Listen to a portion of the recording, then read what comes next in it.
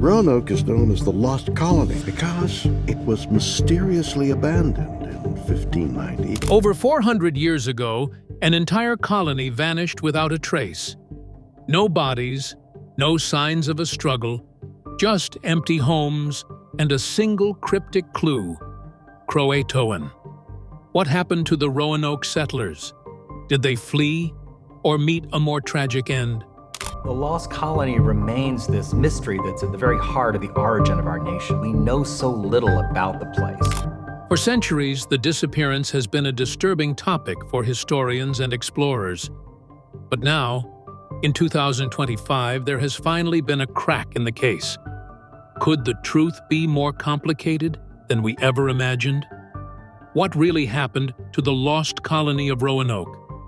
Get ready, because the answer is far stranger and more fascinating than you think. The founding of Roanoke. In the late 1500s, England was restless. Spain had already carved out massive chunks of the Americas, and Queen Elizabeth I didn't like being second to anyone. So she gave a man named Sir Walter Raleigh permission to plant England's flag on new soil. His goal was to establish the first permanent English colony in the New World. That goal would lead to one of the greatest unsolved mysteries in history. The first attempt failed, unfortunately. In 1585, Raleigh sent a group of men to settle on Roanoke Island, just off the coast of what is now North Carolina. But the plan fell apart quickly. The land was wild and unforgiving. Relationships with native tribes were rocky, and the settlers weren't prepared for the harsh reality of survival. Within a year, they had packed up and gone home. But Raleigh wasn't giving up. 2 years later, in 1587, he tried again, and this time the plan was different. Instead of sending just men, the new group included families containing men, women, and children. This wasn't a temporary outpost. It was meant to be a real English town, a fresh start in a strange world. Leading the group was John White, an artist and mapmaker who had been to Roanoke before. He was smart, observant, and trusted by Raleigh. What made this mission even more personal for White was the fact that his own pregnant daughter, Eleanor Dare, was among the settlers. Her child, Virginia Dare, would soon become the first English baby born on American soil. From the moment they arrived, the challenges began piling up. The colony was supposed to be built further north, near the Chesapeake Bay, where the land was rumored to be more fertile. But for reasons that are still debated today, possibly due to bad weather or mutiny by the ship's captain, the settlers were dropped off at Roanoke Island instead. That decision changed everything. The land was dense, covered in thick forests, and teeming with unfamiliar wildlife. The soil wasn't ideal for farming. Supplies were already running low, and what little they had was quickly disappearing. And then there were the neighbors. Some of the Native American tribes had bad blood with the English from earlier encounters. Others were cautious but willing to talk. Either way, the tension was there, simmering just beneath the surface. The settlers struggled, crops didn't grow well, and hunting was difficult. Illness began to spread, and people were scared. They had crossed an ocean for a new life, but what they found was fear, hunger, and isolation. John White could see things falling apart. The colony was running out of time, and if help didn't arrive soon, they wouldn't survive. So he made a painful decision. Just a few months after they landed, he agreed to return to England to gather more supplies. It meant leaving behind his daughter, his newborn granddaughter, and over 100 people who were depending on him to come back. He promised to return quickly. But history had other plans. Not long after White arrived in England, war broke out. The Spanish Armada was threatening to invade. Every ship was ordered to stay put, to help defend the country. White begged for a way back. He offered his services, tried to hitch rides on private vessels, even appealed to the Queen herself. Nothing worked. 1 year passed, then 2. By the time White finally secured passage and made it back to Roanoke in 1590, 3 years had gone by. That devastating delay would turn what was supposed to be a proud new beginning for England into something much darker. And when White returned to the island, everything had changed. The disappearance. When John White finally stepped ashore at Roanoke Island in 1590, the place was unrecognizable. He had left behind over 100 settlers, including his own daughter and infant granddaughter. He returned expecting to see signs of life like smoke from fires, voices calling out, maybe even Virginia Dare toddling through the dirt paths. But there was nothing. No people, no movement, just silence. As he and his crew walked deeper into the colony site, the unease grew. The fort they had built was gone, dismantled piece by piece. The wooden homes had vanished too. There weren't even any burnt remains, no collapsed walls, just cleared out space where life used to be. It wasn't exactly destroyed, it was just undone, like someone had tried to erase it all without leaving a mess. There were no signs of a struggle, no blood or broken tools, no hastily dropped belongings. Whatever happened there hadn't been sudden and violent, but very, very deliberate. And somehow, that was even more unsettling. And then, they saw it. Carved into a sturdy wooden post was a single word, CROATOAN. And just a few steps away, on a tree, the letters CRO had been carved as well. White immediately recognized the word. CROATOAN was the name of a nearby island about 50 miles south, and it was also home to the CROATOAN people, a native tribe that had once been friendly with the English. It wasn't the clue he had hoped for, but it was something. There was one more detail White couldn't stop thinking about. Before he had left for England, he had told the settlers to carve a symbol of a cross if they were forced to leave under threat or danger. But there was no cross, only the word, and that gave him hope. Maybe they had relocated peacefully, and maybe they were still alive. He begged his crew to sail south to CROATOAN Island and search for the settlers. But storms rolled in hard and fast, and the ship's captain refused to continue. Supplies were low. The crew was growing restless. With a heavy heart, White was forced to leave without ever knowing what had happened to his people. He never saw his daughter again. He never held his granddaughter, and not one of the settlers was ever found. The Roanoke colony had vanished. Archaeological clues. If there's one place that has kept archaeologists digging for decades with more questions than answers, it's Roanoke Island and its surrounding areas. From the very first moments the colony vanished, there's been a desperate desire to find something, anything, that would explain what happened. Over the years, countless expeditions have tried to uncover the truth hidden beneath the soil, and while no single discovery has delivered a smoking gun, the clues they've found have only made the story of Roanoke more mysterious. The first real attempts to unearth physical evidence began in the late 1800s and early 1900s, with amateur diggers hoping to strike gold in terms of lost relics. But it wasn't until the 20th century that serious archaeological efforts began. Teams of trained archaeologists zeroed in on Roanoke Island, hoping to locate the original settlement site. They found bits of ceramics, tools, and evidence of English presence, but strangely, nothing that seemed to indicate the kind of bustling, long-term community that the 1587 colony was meant to be.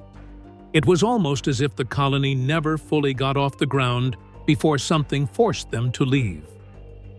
Attention then shifted to Hatteras Island, once known as CROATOAN.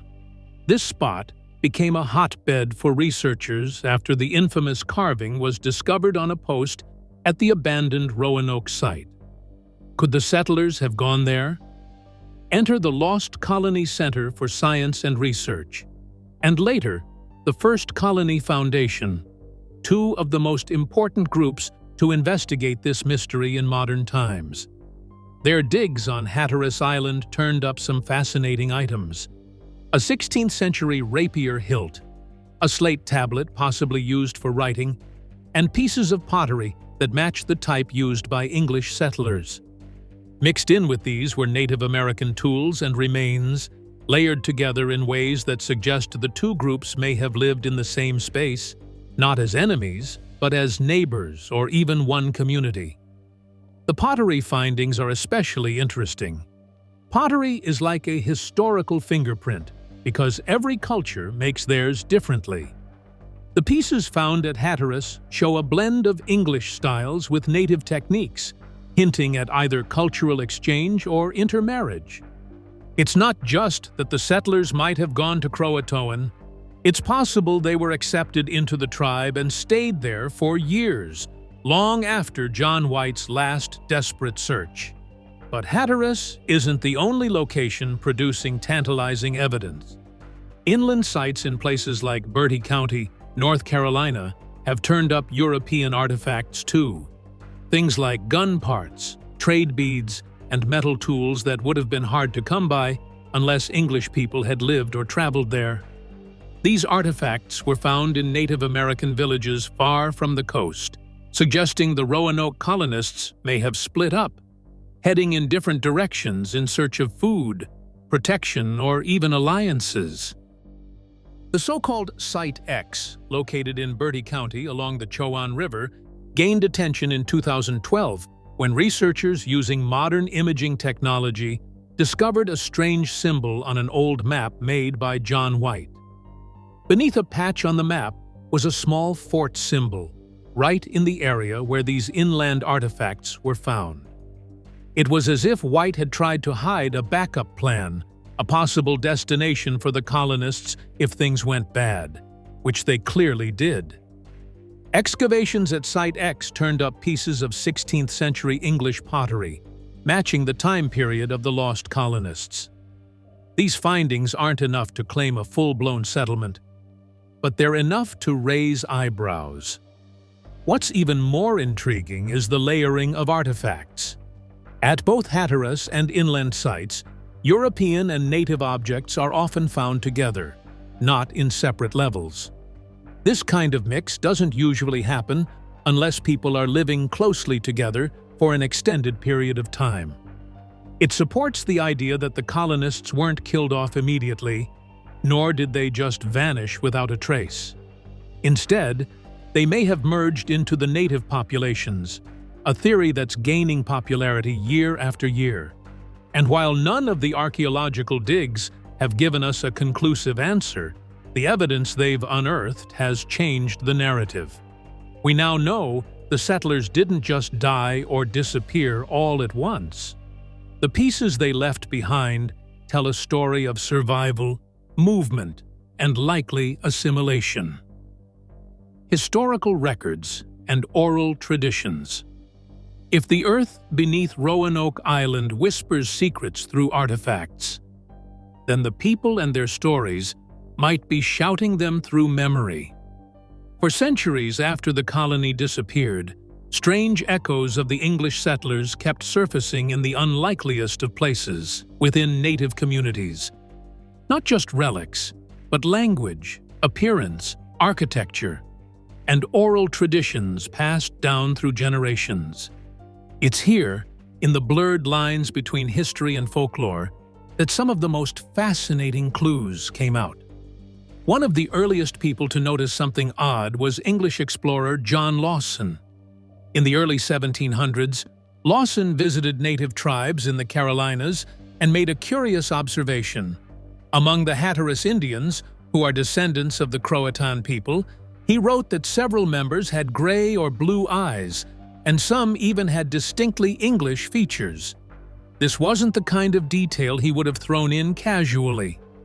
In his time, the idea of light eyes among Native Americans was unusual, and to Lawson, it pointed directly back to the Lost Colony. He claimed the Hatteras told him that some of their ancestors had been white people who could talk in a book, meaning they were literate. This wasn't just an isolated comment. Decades earlier, William Strachey, a secretary of the Jamestown colony, wrote of native groups living further inland who were seen wearing European-style clothes and living in two-story stone houses, which were not typical of indigenous architecture.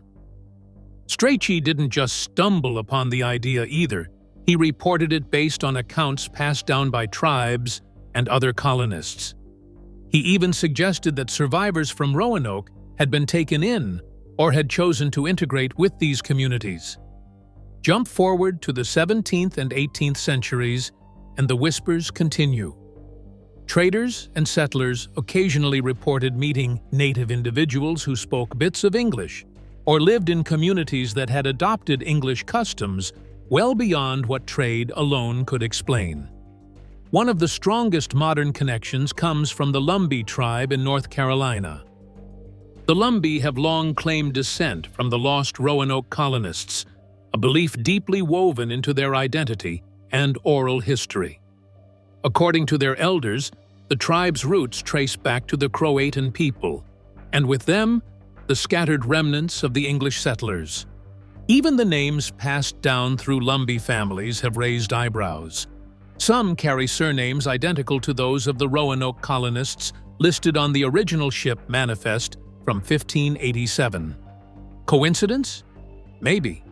But when you start stacking the stories, the names, the customs, and the appearances, the picture becomes harder to ignore. Cultural evidence backs up the idea too. Some tribes that claimed ties to the colonists displayed unusual customs or spiritual practices that bore a faint resemblance to European Christianity. Even in isolated inland areas, where direct English contact was unlikely.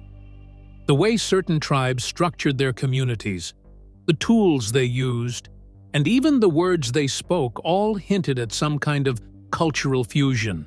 But while these oral traditions and historical notes are fascinating, they come with a warning label. Oral histories, by their nature, are forged by time. Stories evolve as they're told and retold, especially over centuries. Memory gets fuzzy. Facts and beliefs blend. People see connections where none may exist, or they forget the ones that truly mattered. Still, that doesn't mean oral traditions should be tossed aside. For many native tribes, these stories are the backbone of heritage, passed down with purpose and care.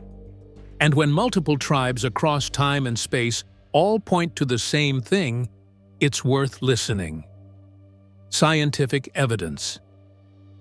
Science has also attempted to untangle the threads of the Roanoke mystery. In the fields of dendrochronology and genetics, researchers have tried to find concrete answers, but, as is often the case with this enigma, they've only succeeded in raising more questions. One of the most intriguing scientific studies comes from the field of dendrochronology, or tree ring analysis. In the early 2000s, scientists examined the tree rings of ancient cypress trees on the Outer Banks, specifically around the time of the Roanoke settlement. What they found was startling: a prolonged period of severe drought during the late 1500s, precisely when the settlers were struggling to survive. These tree rings, which show yearly growth patterns, indicated that the environmental stress of a drought would have devastated crops and strained the settlers' access to fresh water. It was a harsh and unforgiving climate, a fact that may explain why the colony was so vulnerable. Without food and water, survival would have been a serious challenge, especially without sufficient support from England. This environmental stress raises the question, could this drought have been a major factor in the settlers' disappearance? It's possible that the settlers, already struggling with limited resources and strained relations with local tribes, decided to move further inland in search of more fertile land and reliable water sources. But whether they found refuge or met with tragedy remains unclear. The combination of the environmental crisis and limited supplies makes it plausible that the colony could have simply dissolved into the wilderness, or worse, succumbed to disease or starvation. On the genetic front, DNA studies have attempted to provide answers to this centuries-old mystery. Research focused on modern-day populations, particularly the Lumbee and Hatteras descendants, tried to trace any genetic markers that could link them to the lost Roanoke settlers. Some studies have shown small traces of European ancestry, which might hint at intermingling between settlers and native tribes. However, these results have been inconclusive. The difficulty here is the fact that many generations have passed since the Roanoke colonists, and DNA from these early settlers has become diluted over time. Moreover, the genetic samples from native populations are often mixed, making it hard to isolate any clear markers directly linked to the English settlers. The problem with DNA evidence is that it's far from definitive. Even with modern technology, pinpointing a direct genetic connection to the Roanoke settlers remains elusive. While the possibility of genetic overlap with descendants of the settlers remains, science has yet to confirm any irrefutable proof.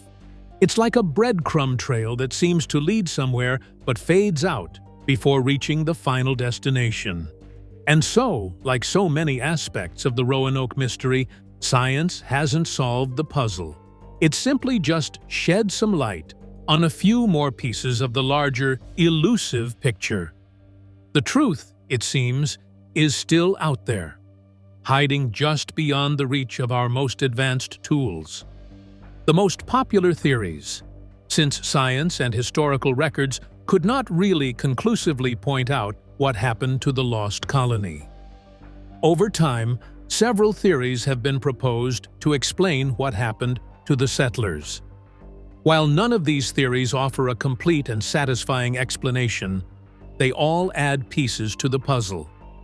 The first theory that has gained traction is that the settlers integrated with friendly native tribes, particularly the CROATOANs. The carving of CROATOAN on the post at the abandoned settlement, along with the word CRO etched into a nearby tree, suggests that the colonists may have left behind a message pointing to CROATOAN Island.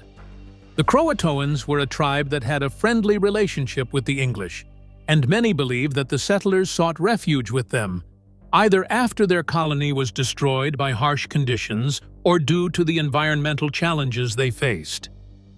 John Lawson and William Strachey even mentioned that the CROATOAN tribe had European-like features, including light skin and blue eyes. These reports have led some historians to believe that there may have been some mixing between the settlers and the native tribes, especially the CROATOANs. Some think the settlers were taken in by the tribe, blending into their society and possibly intermarrying over the years. Another popular theory is that the settlers were killed by hostile native tribes, especially the CROATOAN. Historical accounts suggest that the English had a tense relationship with several tribes in the area. The CROATOAN, in particular, had been in conflict with the settlers, and there are indications that the settlers may have been in danger from them. Some historians argue that the settlers' vulnerability may have led to a violent confrontation.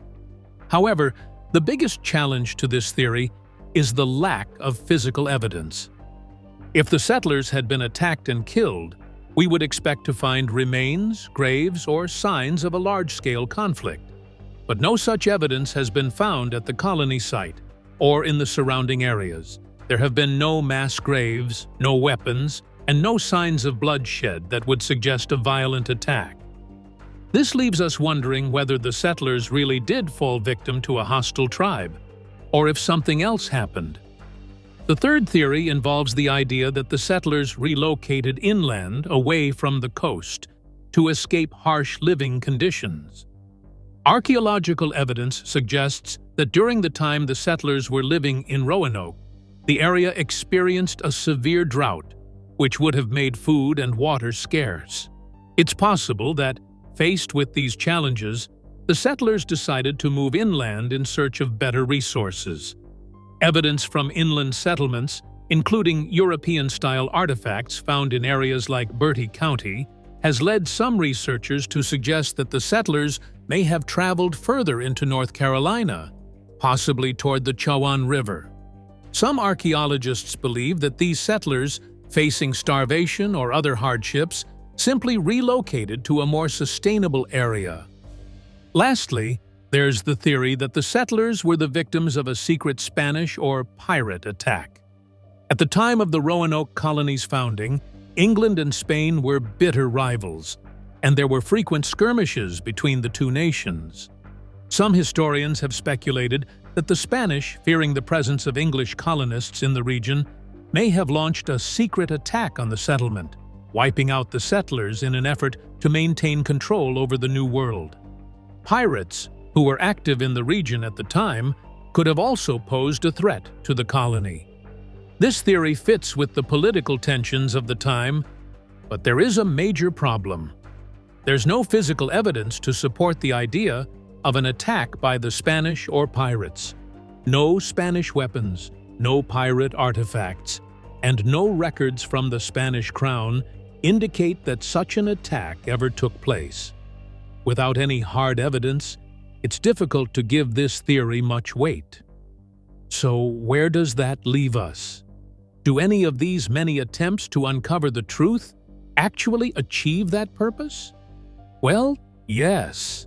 The mystery solved. After centuries of theories, investigations, and countless mysteries surrounding the Roanoke colony, it's time to look at the most logical conclusion based on the evidence available. What most likely happened to the settlers who disappeared in 1587? The answer may not be as dramatic or sensational as many have imagined, but instead, it seems that the truth is far more subtle. One of the most compelling theories is that the settlers split into smaller groups, each choosing different paths of survival. The conditions in Roanoke were incredibly harsh, characterized by environmental strain and tension with native tribes. The settlement was running low on resources, and the settlers' situation was becoming increasingly dire. When John White, the governor, left for England to gather supplies, he left behind a vulnerable group. The idea that they would simply wait for him to return, rather than finding a way to survive on their own, seems unlikely. The evidence suggests that some of the settlers may have sought refuge with the CROATOANs on Hatteras Island.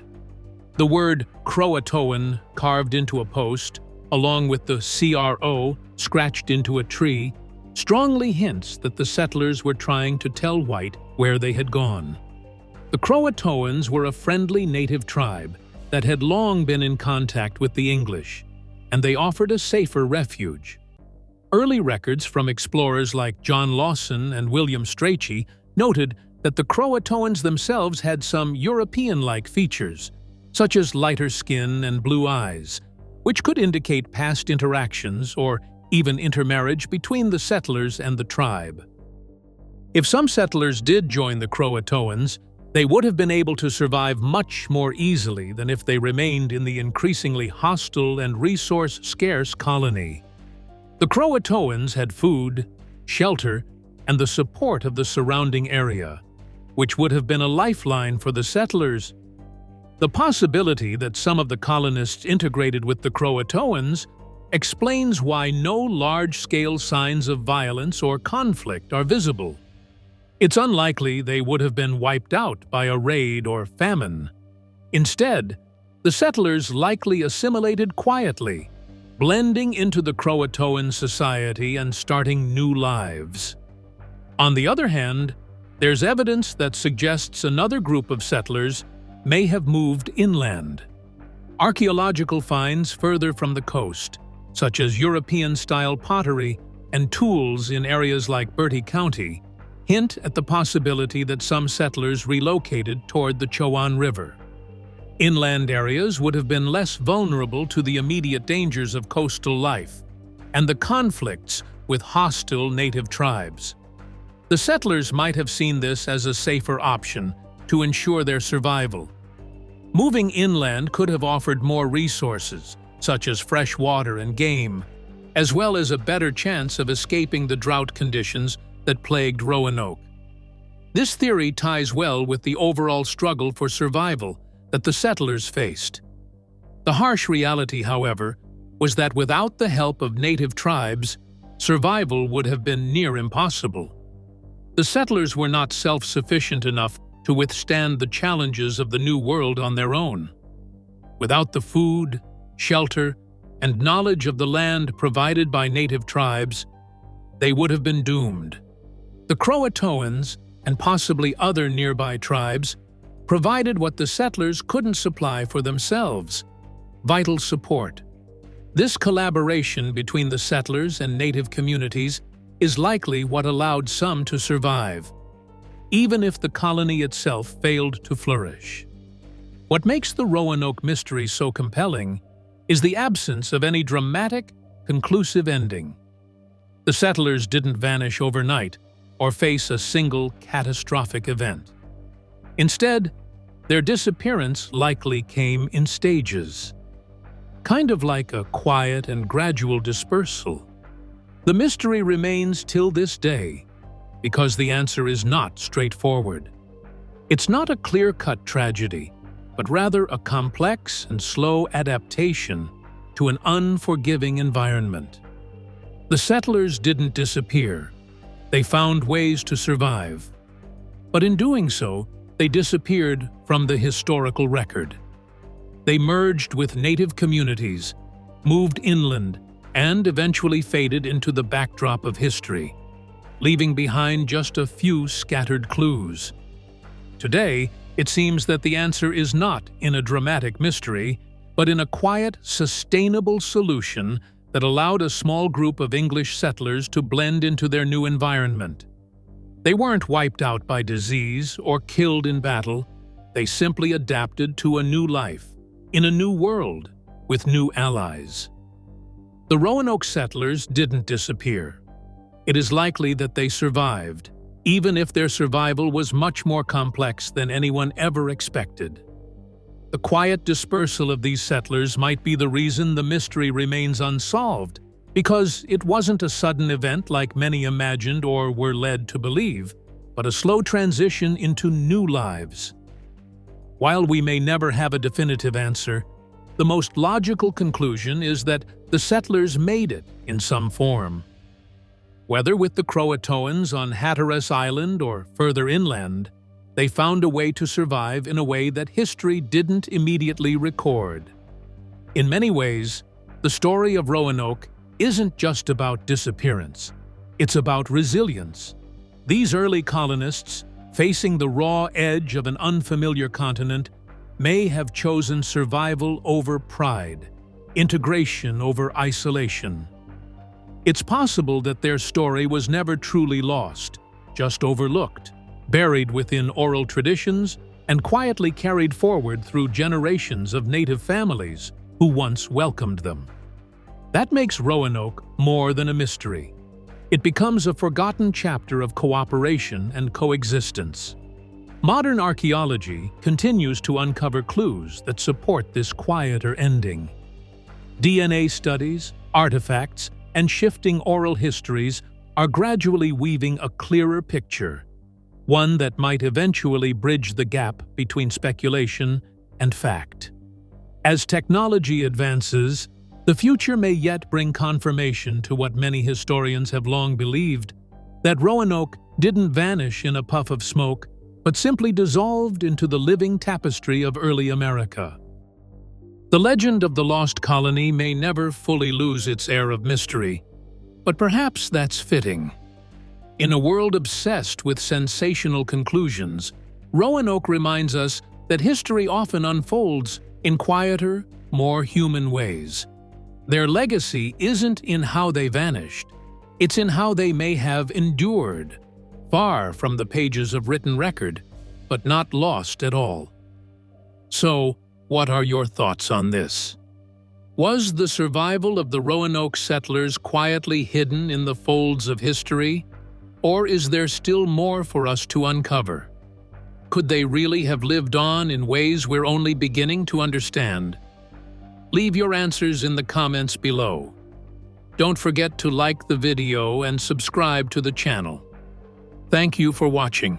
And if you enjoy this video, please click on the next one on your screen.